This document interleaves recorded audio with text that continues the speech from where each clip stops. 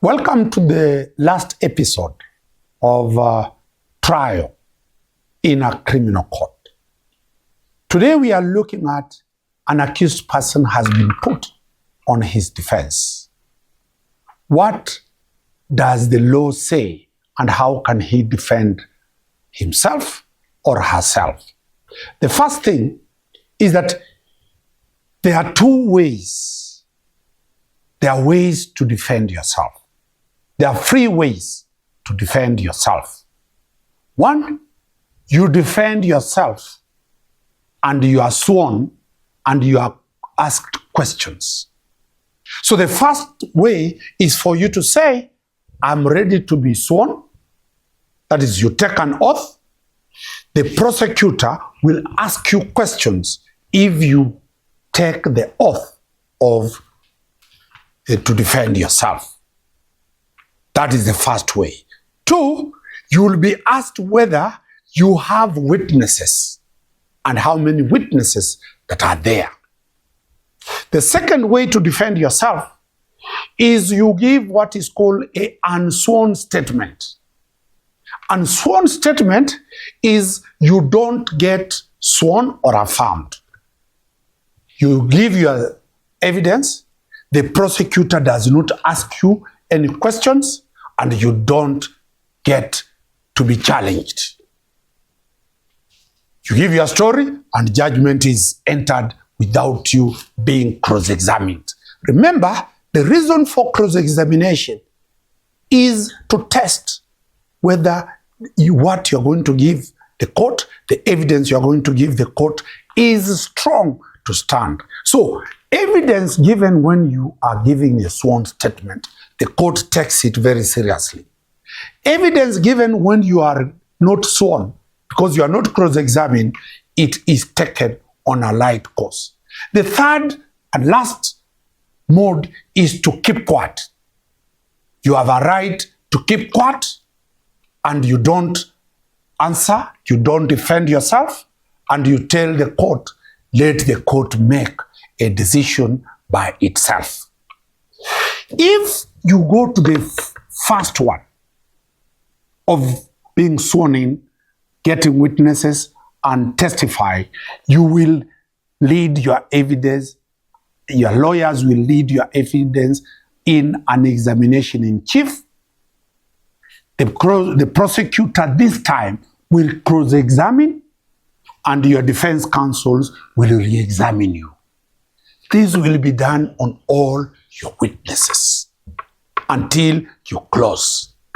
If you take the second stage, you'll give your evidence.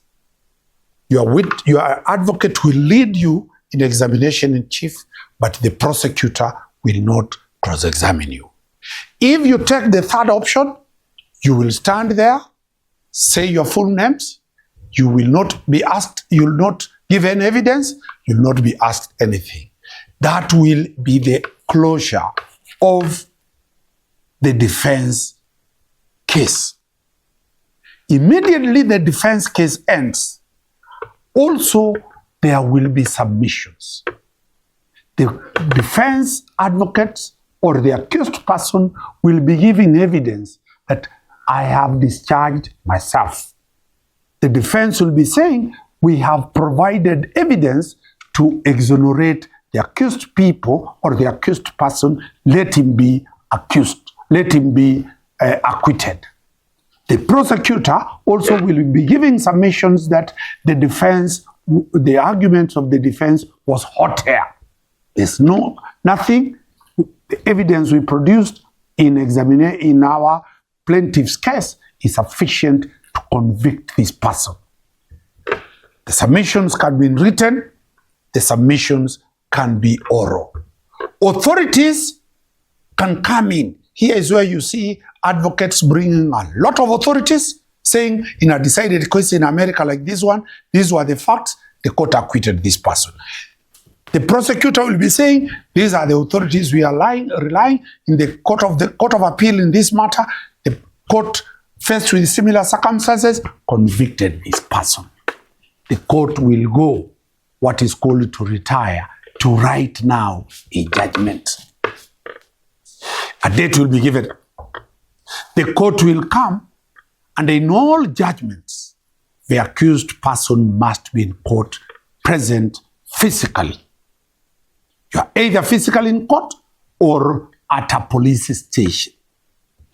There are only two decisions a criminal court makes. One, to convict or to acquit. Let us start with conviction. The court will read and say the reasons why it has found the prosecution's case to be solid, to be cogent, and that it is the accused who committed the offense he was charged under that charge sheet. That is the reason why he's convicted. Once one has been convicted, the cash bail is cancelled. Get it? You drive to court, you know you are going home because you are out on bond, the cash bail will be convicted. The bond is cancelled. You are taken back to prison. Once you are acquitted, if the court finds you are acquitted, the cash bail is returned to you, the fingerprints are withdrawn, then it is you to take that judgment and acquittal to the DCI for them to remove the register they have of you that they took your fingerprints as somebody who was charged.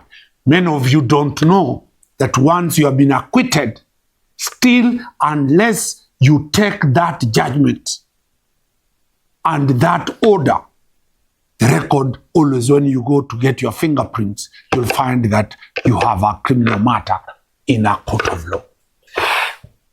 You are a free man and you can never be charged and arrested of the offense that you have been acquitted. Let us deal with the guy who was convicted. Once he has been convicted, he will be taken back and be given a date for what is called mitigation, malilio. And also, before the date of mitigation, the court will ask for a pre-sentence report from the probation department. The probation department will go to your home because now you are a convict. Ask your people, do you want this man to be sentenced outside or do you want him sentenced inside? If you kill the brother of Omari, they will come to Omari's family and ask them, this person who killed your people, what is your feeling? They will write a pre-bail report saying, we don't want him to be given a probation sentence. Let him be sentenced. We lost this person. Or we have reconciled, is okay, he can be given a community service order. The pre-bail report will help the judge to know what type of sentence he'll be given.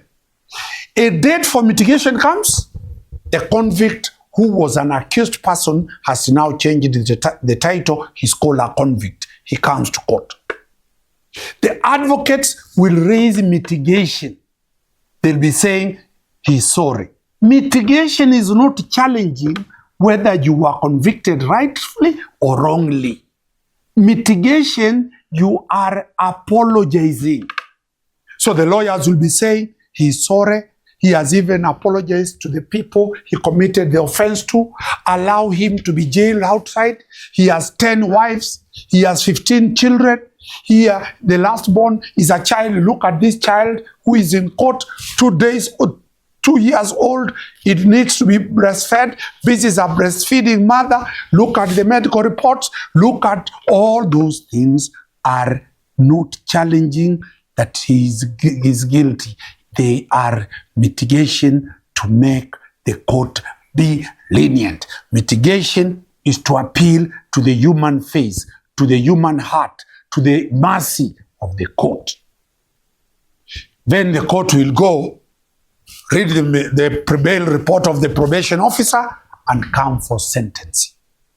The court now comes and says, I have considered mitigation. I have considered the pre-sentence report by the probation department. If he's a child, the mitigation, the pre-sentence report will be coming from the children's department. I have considered this, and I hereby sentence you to 10 years or an option of a fine of 2 million shillings. Then you are now handed over to the prisons department. You go to prison. In prison, we did this in court helicopter. If you keep a good character, you'll get a remission. A third of the sentence will be removed.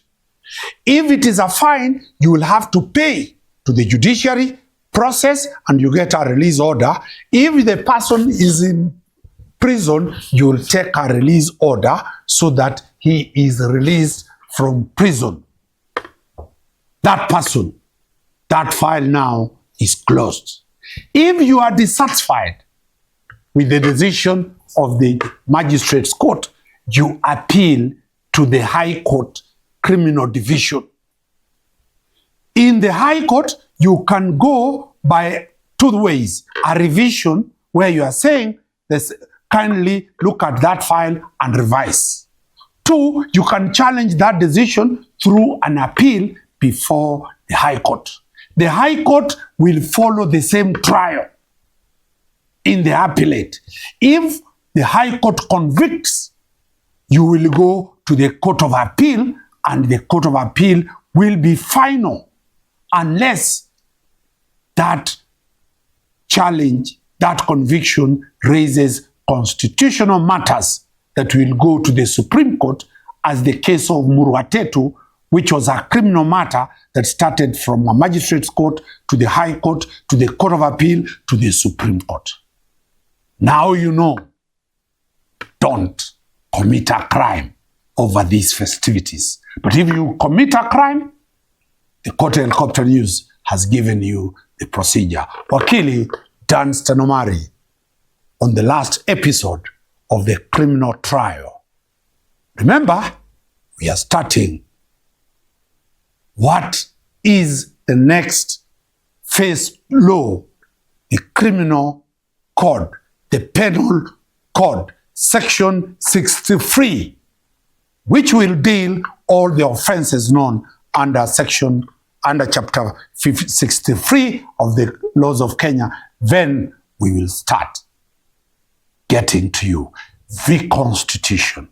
The man who read the Constitution, the two men, Raila Odinga and Kibaki, are dead.